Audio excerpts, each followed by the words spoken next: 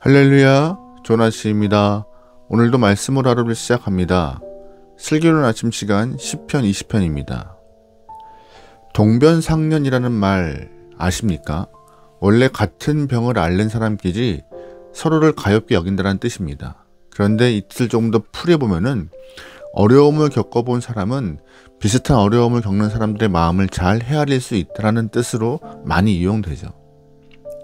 어려움을 경험한 사람은 자신과 비슷한 어려움을 겪고 있는 사람들에게 함부로 말하거나 행동하지 않습니다. 가만히 지켜보다가 애통한 마음으로 꼭 필요한 말 한두 마디를 통하여서 도움을 주려고 애를 쓰죠. 자신도 비슷한 시간들을 경험해 보았기 때문에 유난스럽고 호들갑 떨면서 도와주는 것이 상대방에게 어려움을 극복하는 데 도움이 되지 않는다는 것을 알고 있어요.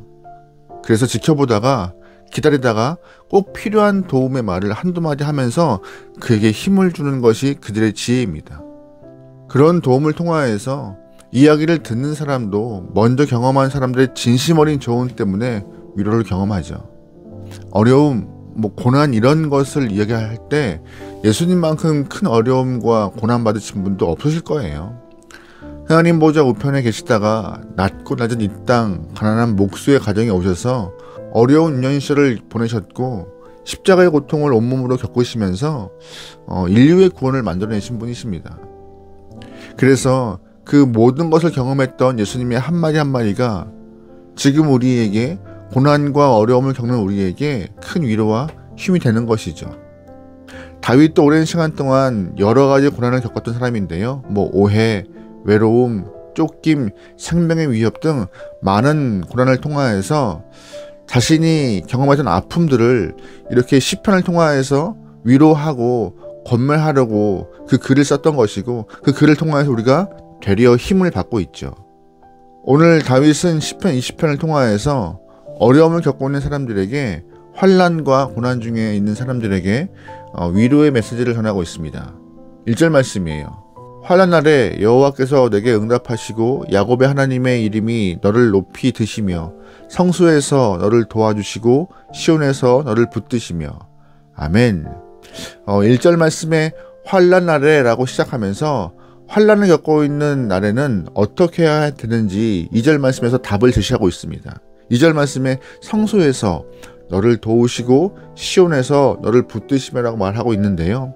다윗은 어려운 시간 가운데, 즉 환난의 시간 가운데 성소와 시온을 떠나지 말라라고 강조하고 있죠.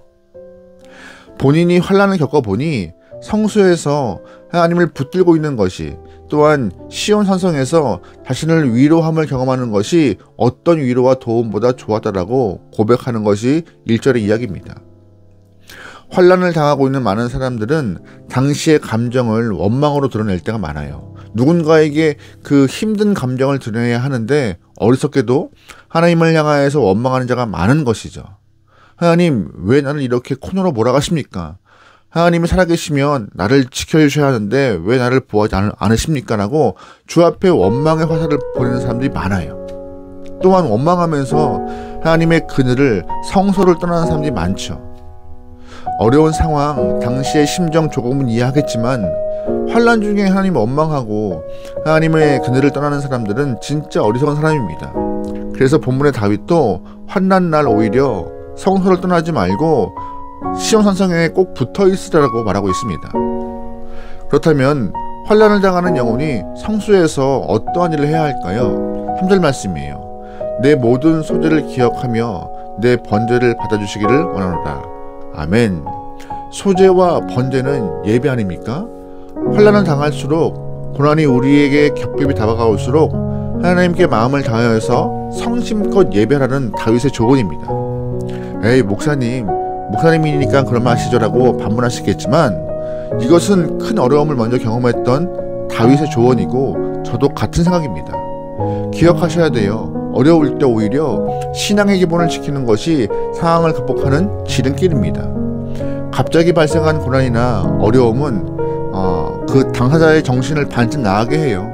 너무 어렵기 때문에 신앙의 페이스를 잃어버린 경우도 허다합니다. 하지만 힘들다고 믿음을 놔버리고 예배를 등한시 여기면은 그 고난의 시간이 짧아지나요? 아닙니다. 이렇게 해서는 절대로 고난의 시간을 극복할 수가 없습니다. 오히려 고난당할 때 영적 기본을 반드시 지키는 것이, 붙잡아야 할 것을 빨리 붙잡는 것이 이루어질 수 있는 방법인 거예요. 다윗은 고난의 시간을 경험하고 있는 영혼들에게 성소에서 예배를 드리는 것 이외에도 또 다른 신앙의 기본을 지키는 것이 상황을 이겨낼 수 있는 방법이다라고 조언하고 있습니다. 5절 말씀이에요. 우리가 너의 승리로 말미암아 개가를 부르며 우리 하나님의 이름으로 우리의 깃발을 세우리니 여호와께서 내 모든 기도를 이루어 주시기를 원하노라. 아멘. 다윗은 어려움을 겪으면서 힘들어하는 영혼들에게 하나님 앞에 나와서 열심히 기도하라라고 말하고 있습니다. 기도하라고요. 자신의 경험을 통하여서 기도했더니 하나님의 승리의 깃발을 흔들게 되었다라고 다윗은 고백하고 있습니다. 환난을 겪고 있을 때 이 상황을 극복하는 특별한 왕도가 있을까요? 특별한 거 없어요. 특별한 비결이 있는 것도 아닙니다.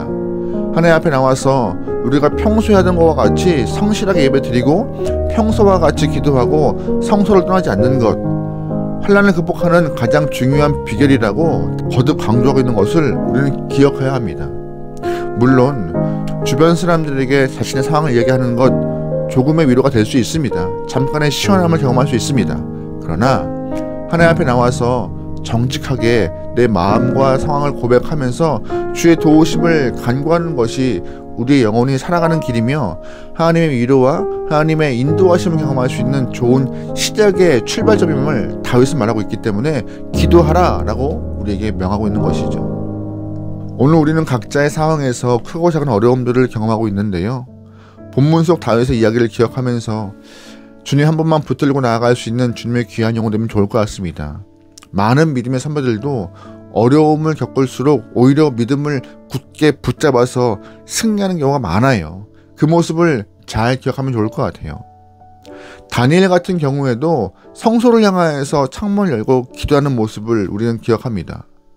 하지만 자신을 치게 했던 사람들이 다니엘의 그런 모습을 고발하여서 하자굴에 던짐을 당하긴 했지만 오히려 하나님은 하자들의 입을 막으면서 다니엘을 높이 세우시는 모습을 보게 돼요. 기도하는 영혼, 신앙의 기본기를 지키는 영혼은 하나님이 망하지 않게 하시는 것입니다. 성경에 등장하는 모든 신앙의 선배들은 어려울 때 신앙의 기본기를 지키면서 하나님 앞에 바로 서는 것이 승리의 비결의 모습임을 잘 보여주고 있어요. 여러분과 제가 신앙의 기본기를 잘 지켜내면서 하나님의 마음을 시원케 하기 소망합니다. 본문 속 다윗도 신앙의 기본기를 지키는 것이 승리의 비결임을 깨달았어요. 6절 말씀이에요. 여호와께서 자기에게 기름 부음 받은 자를 구원하시는 줄 이제 내가 아노니 그의 오른손에 구원하는 힘으로 그의 거룩한 하늘에서 그에게 응답하시리로다. 아멘. 다윗은 말해요. 이제 내가 알았다라고요. 다윗은 신앙의 기본기를 지켜서 하나님의 구원과 인도를 경험했다라고, 그것이 극복하는 삶의 중요한 지혜라고 다윗은 이제 알았다라고 고백하고 있습니다. 큰 어려움을 겪었던 다윗은 시편 20편을 통하여서 자신이 경험한 하나님을 간증하고 있는데요. 우리도 다윗을 신뢰하고 다윗이 제시했던 신앙의 기본기를 잘 지켜내면서 우리의 상황을 좀 극복하고 더욱더 어제보다 강한 믿음으로 주 앞에 설 수 있길 소망합니다. 하지만 안타깝게도 이러한 이야기를 고리타분한 이야기로 들으시는 분들이 계세요.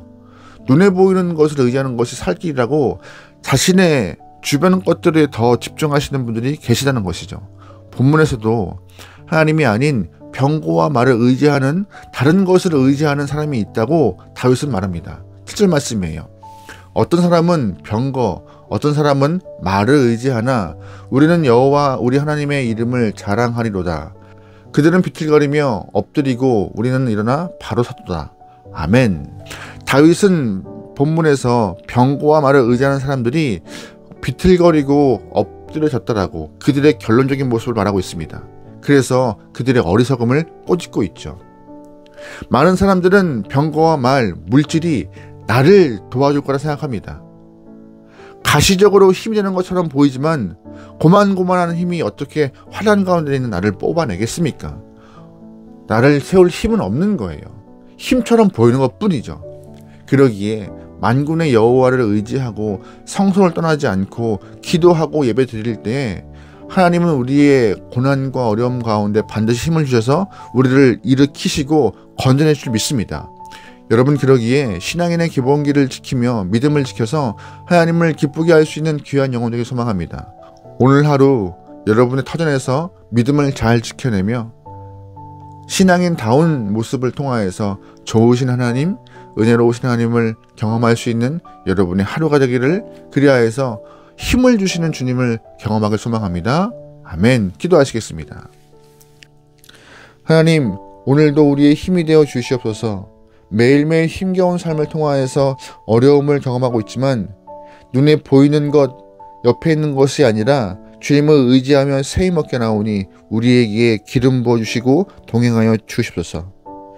신앙의 기본기로 무장하여서 주님을 기쁘게 하기 원하고 믿음을 통하여 주와 더욱더 친밀해지기 원하오니 주님이시여 우리 마음에 우리의 심령에 은혜 허락하여 주시옵소서. 오늘 하루를 맡기오며 예수님의 이름으로 기도합니다. 아멘.